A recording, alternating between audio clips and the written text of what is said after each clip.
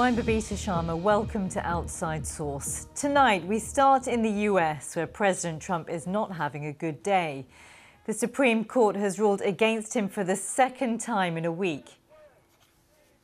He's making a last-ditch effort to stop the publication of a damning new book by his former national security advisor. And Facebook says it's taken down some of his ads for breaking its policies on hate speech after they contained symbols associated with Nazism. As usual, we will also bring you developments on the coronavirus pandemic from all over the globe, including BBC research that suggests at least 130,000 more people have died during the pandemic than official figures reveal. And we'll take a deep dive into track and trace systems as the UK announces it's ditched its existing plan in exchange for one created by Apple and Google. Welcome to the programme. Thanks very much for joining us. We're going to start in America, where President Trump has had a tricky 24 hours. First, the Supreme Court has ruled against his attempt to get rid of a program that protects hundreds of thousands of immigrants who entered the US illegally as children from deportation. It's called DACA. It stands for Deferred Action for Childhood Arrivals. It was created in 2012 by President Obama. In 2017, the Trump administration tried to rescind it. Well, now the court has ruled 5-4 to uphold lower court rulings that found that move unlawful. Chief Justice John Roberts described the administration's actions as arbitrary and capricious.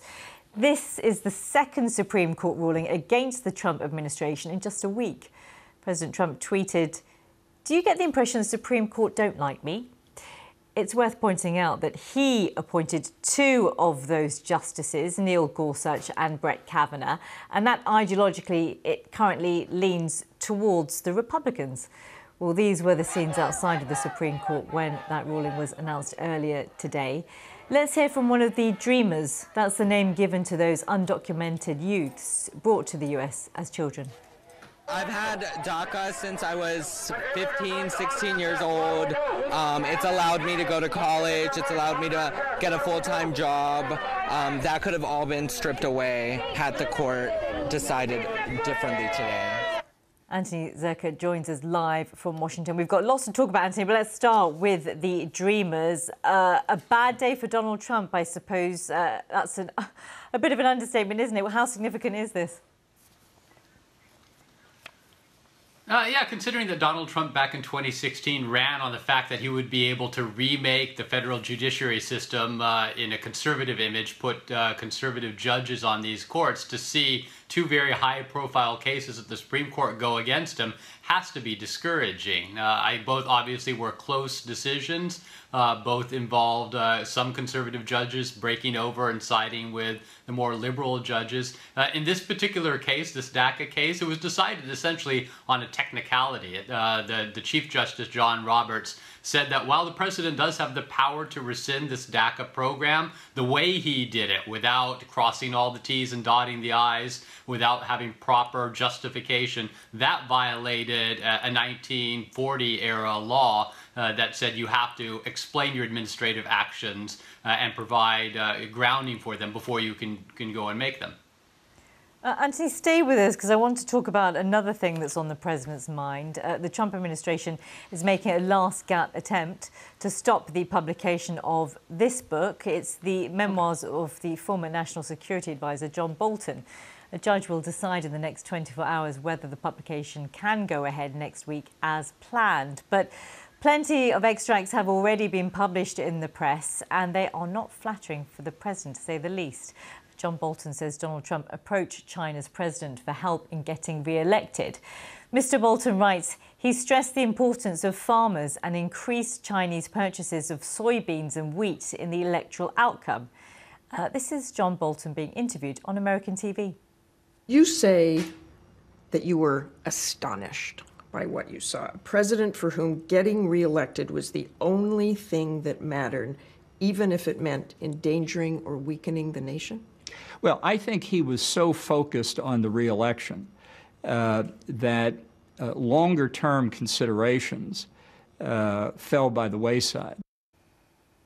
Well, Mr. Bolton has also accused Mr. Trump of telling Xi Jinping that building internment camps for Uyghur Muslims was exactly the right thing to do. It's worth noting that the US State Department says China subjects people in those camps to torture, physical abuse and prolonged detention without trial because of their religion and ethnicity. Here's some more of that interview. You described the president as erratic, foolish, behaved irrationally, bizarrely. You can't leave him alone for a minute. He saw conspiracies behind rocks and was stunningly uninformed. He couldn't tell the difference between his personal interests and the country's interests. I don't think he's fit for office. I don't think he has the competence to carry out the job. There really isn't any guiding principle that I was able to discern other than what's good for Donald Trump's reelection. Well, as is customary for the president, Donald Trump fired back on Twitter. He called John Bolton a wacko and says the book is full of lies and fake stories. He goes on, a disgruntled, boring fool who only wanted to go to war, never had a clue, was ostracised and happily dumped. What a dope! Exclamation mark. Well, the president also did the rounds on American media, talking up his own record. This was him on Fox News. Nobody has been tough on China, and nobody has been tough on Russia like I have. And that's in the record books, and it's not even close. The last administration did nothing on either. And then in terms of Bolton, he broke the law. He was a washed-up guy. I gave him a chance. He couldn't get Senate confirmed, so I gave him a non-Senate confirmed position where I could just put him there, see how he worked. Yeah, he's not happy, is he? Well, just to be clear, Donald Trump is claiming John Bolton broke the law by publishing classified information, but no court has agreed with that assessment so far. This isn't the first time that Donald Trump has turned on a former staffer. He's also had more opportunities than most to do so. This is a graph from the American think tank Brookings. The red bars show the total turnover executive staff during a president's term. That's President Trump's bar on the far right. There's been a turnover of staff in 88% of positions. That's the highest over the past 40 years. When former Secretary of State Rex Tillerson said the president was undisciplined and didn't read briefing reports, the president responded by calling him as dumb as a rock and lazy as hell. President Trump called his former Defense Secretary Jim Mattis the world's most overrated general and said former Chief of Staff John Kelly was in way over his head and couldn't keep his mouth shut. The former White House Press Secretary Anthony Scaramucci has become a fierce critic of Donald Trump, and the president is now a fierce critic of him. Nobody ever heard of this dope until he met me. He only lasted 11 days.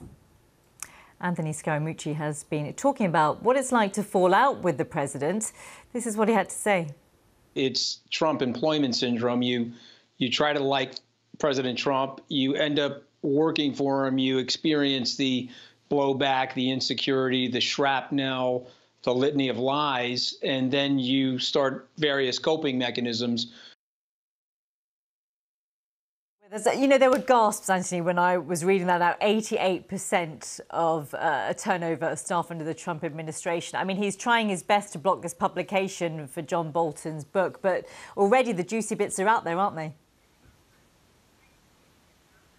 Yeah, it is. I mean, you know, that ship has sailed. They may be able to block the publication. It's a kind of a last-ditch effort. But with all of these reports already getting out in the media, the most damaging details of John Bolton's book are going to be in the public. So there's not a whole lot they can do to stop that. In fact, maybe it is even drawing more attention to John Bolton's book. I wouldn't be surprised if it tops the bestsellers charts partially because of what the Trump administration is trying to do in reaction to it.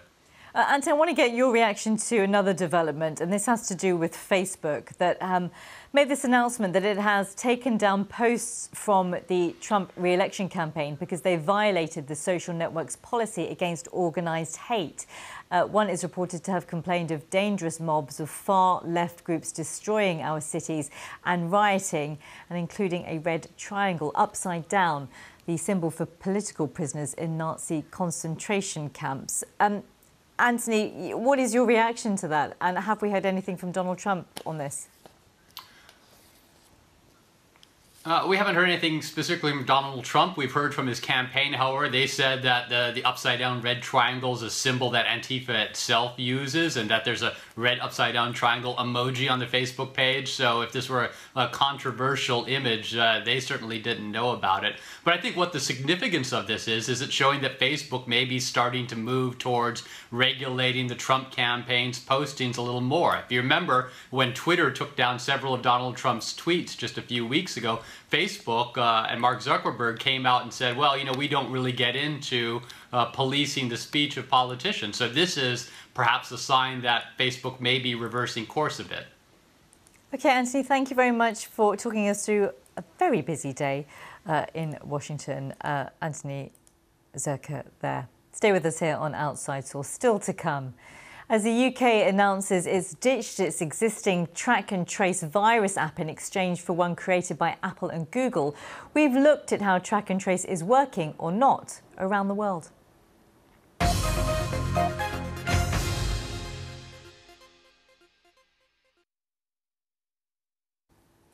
The singer Dame Vera Lynn has died at the age of 103. Known as the force's sweetheart, she entertained troops on the front line during the Second World War. She never retired. Last month, she became the oldest artist to reach the top 40 in the UK album charts. Here's historian Dr. Helen Fry on her legacy. I think her biggest legacy is raising the morale not only of the armed forces right across, and that includes not only in Europe but of course in the Far East. She was out in Burma and travelled to India and performed to the troops, but also the nation. You know, we struggled at a time when, well, particularly in the early part of the war, you know, the nation's survival was on the line, and she gave hope, she gave that resilience. She's almost a sort of, if I may compare her, sort of that spirit of Churchill in a way, you know, that strength that saw us through some of the most darkest moments of that war.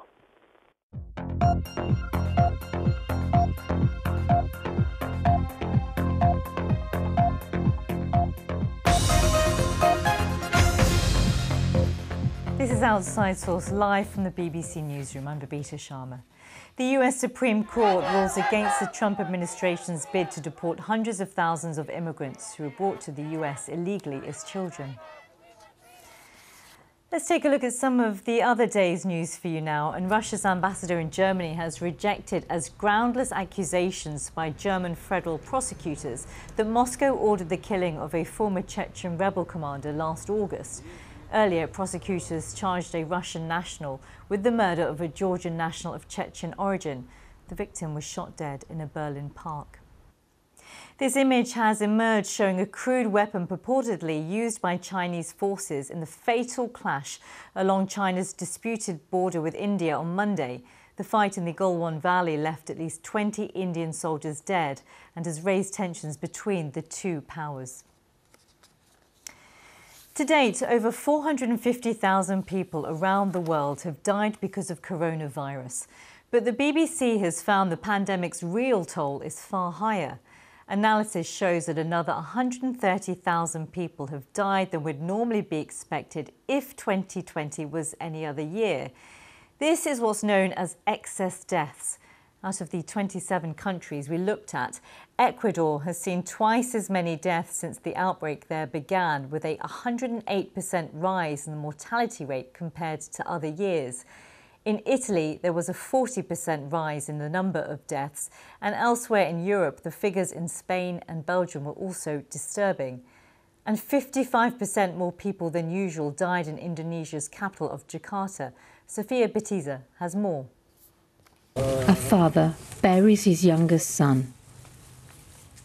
A mother distraught. 3-year-old Rafa did not have coronavirus, but his parents say he died because of it. He had leukemia. When his condition got worse, his parents raced to hospital. It was around midnight. The hospital said he would need to be tested for COVID-19 before he could be admitted anywhere. Another hospital told us there wasn't a children's doctor on duty, and the quick COVID tests they had were only being used for pregnant women. Rafa's parents drove him to 3 more hospitals that night, with no success. The next day, they eventually found a hospital that would accept him, but he died before doctors could see him. I still believe that if my son was given prompt treatment, he would still be alive. Rafa is one of tens of thousands of people whose deaths are not officially counted as being caused by coronavirus, but are still victims of this pandemic. Since the outbreak of the virus, lots of countries are recording more deaths than usual. You can see a bump in the graph here. These are called excess deaths. Now, many of these have officially been linked to coronavirus, as you can see here in red. But that still leaves a huge number of lives lost, which are not accounted for in the COVID statistics. Sophia Battiza reporting there. One of the countries we haven't included in our analysis is India, because we don't have good enough data yet.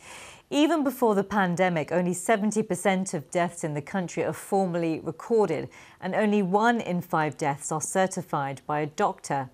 So far, India has recorded more than 12,000 coronavirus deaths since the start of the pandemic. But that is likely only a small part of the overall picture, because before you count even overall excess deaths in the period. Here's one epidemiologist in India to explain some of the reasons as to why the number of deaths in India has been relatively low. So the deaths reported in India have increased over the last 10 years. It has increased from 69 to around 78%. So, and death registration is compulsory as per the civil registration system, which is mandatory for any passing of any inheritance. Therefore, it is followed in most urban areas. However, in rural areas, it is yet to pick up. So nearly 20%, there is an improvement needed there. As an epidemiologist, a trained epidemiologist in the University of California, Los Angeles, and working in India for a long time, I can tell you with certainty that we are not missing the numbers, missing a major number of deaths related to coronavirus. However, there are reasons why we are having lower number of deaths. Number one, younger population. Number two, we are still in the ascending phase or early phase of the coronavirus epidemic in India.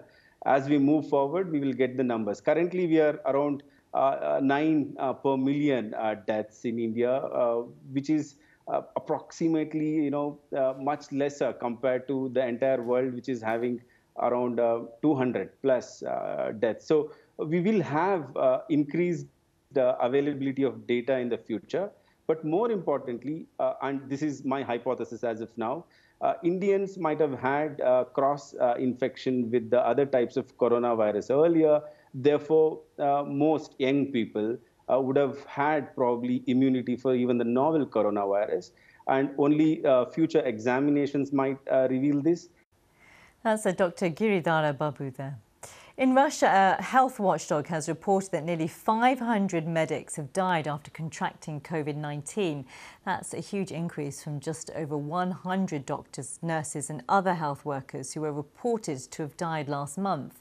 Russian authorities say problems in supplying protective equipment were a contributing factor. Sarah Rainsford has more. First of all, after this head of the watchdog, the health watchdog here, made this statement and talked about 489 medical workers losing their lives in this COVID pandemic, the watchdog itself then backtracked and said that these were not official statistics, that she was in fact citing an unofficial tally that's kept by medical workers themselves. But I think even so, it's very interesting that this watchdog, a very official body, is keeping clearly a very close eye on that unofficial tally. The official numbers for now are 3 weeks old. They talk about 101 medical workers having lost their lives so far. But even so, during this conference, it was a conference online about medical safety. The watchdog head talks about serious shortcomings that there had been, particularly at the very beginning of the outbreak of COVID-19 here in Russia, talking about the dire shortage of PPE and saying, was there more that we could have done to prevent medical workers dying? She said that was a question, and the answer coming from this official was, yes, there was. And here there is a very clear political context for this. Just a week or so ago, Russia basically declared victory over coronavirus.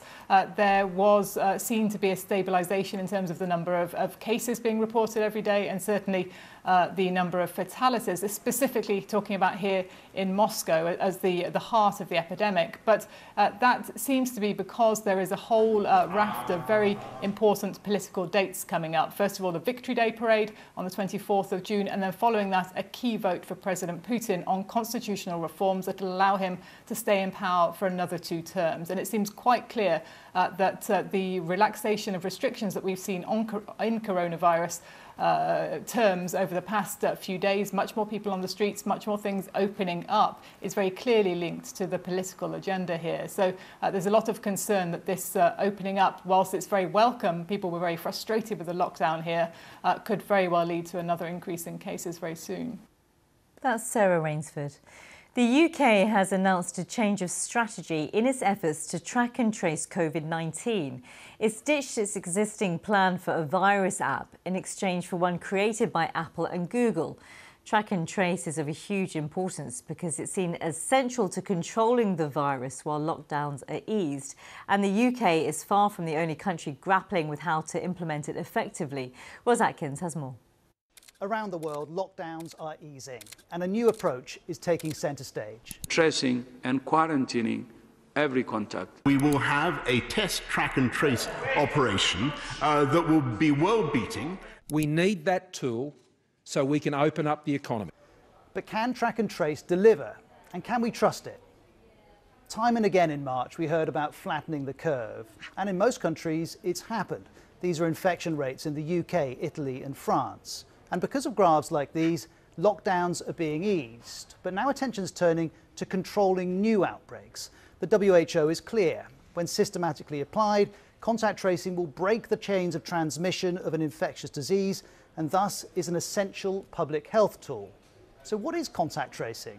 Well, this is about countries knowing who has the virus and who they've been in contact with. But it comes in many forms. Some systems are digital, some manual, some both. Some are voluntary, like in Australia, Germany and Singapore. Some, such as China and South Korea, are definitely not. And however you do this, there are major challenges. One of the reasons is personal data. Phones are being used to monitor proximity to other people and location, and the data is not always anonymized. China and South Korea monitor the location of people who have the virus and their payment history, and they don't ask permission, and both have largely tracked the virus effectively. But in South Korea, at least, there's awareness this approach is unusual. 확보할 수 있단 말이죠. 이거 사실은 아주 무서운 현실입니다.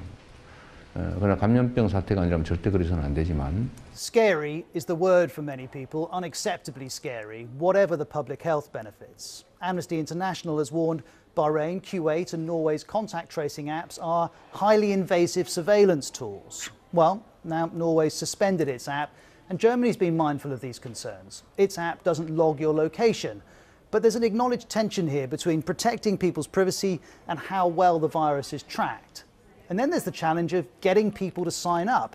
The more people, the more effective the system. But if you're a democracy, getting most people to take part is hard. Singapore wanted 3/4 of people to have its app. It got 1/3, and not all of them are using it. One senior official says there's a trust issue. Australia's target was 40%. So far it's reached 25%, though its success containing COVID-19 does mean it has less need for the app. The remaining challenge is that you need an app that works.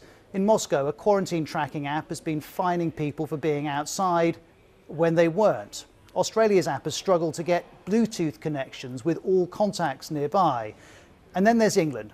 In May, the government said people had a duty to download its app and that it would launch after a trial. Now, though, we're told this. We're seeking to get something going for the winter, but it isn't the priority for us at the moment. And the UK government announced it's scrapping its first plan in favour of a version which collects less data. And its reasoning offers an insight into the issues around digital tracking. And in fact, there is a danger of being too technological and relying too much on text and emails and alienating or freaking out people. Which leads us to manual track and trace. In other words, tracking done by people. We know from Ebola, smallpox and HIV, this can be highly effective, arguably the most effective measure. But among the world's most affected countries during this pandemic, while America and Brazil's manual tracking is piecemeal, and in England's case, remember Boris Johnson's promise? Well, here's the New York Times. England's world-beating system to track the virus is anything but. And we know in its first week, this system referred over 8,000 people with COVID-19. Over 5,000 of them handed over their contacts, and around 30,000 of those contacts agreed to self-isolate. It's a start, but like in many countries with high case numbers, it's far from comprehensive. Contact tracing is billed as the bridge between now and a vaccine. For all the reasons discussed, we're still in the early stages of building it. Ros Atkins there. Don't forget you can get in touch with myself and the team on Outside Source. We're all on Twitter. We'd love to hear from you at Babita TV. Stay with us. We'll be back with plenty more in the headlines on the way next. We'll see you again soon. Goodbye.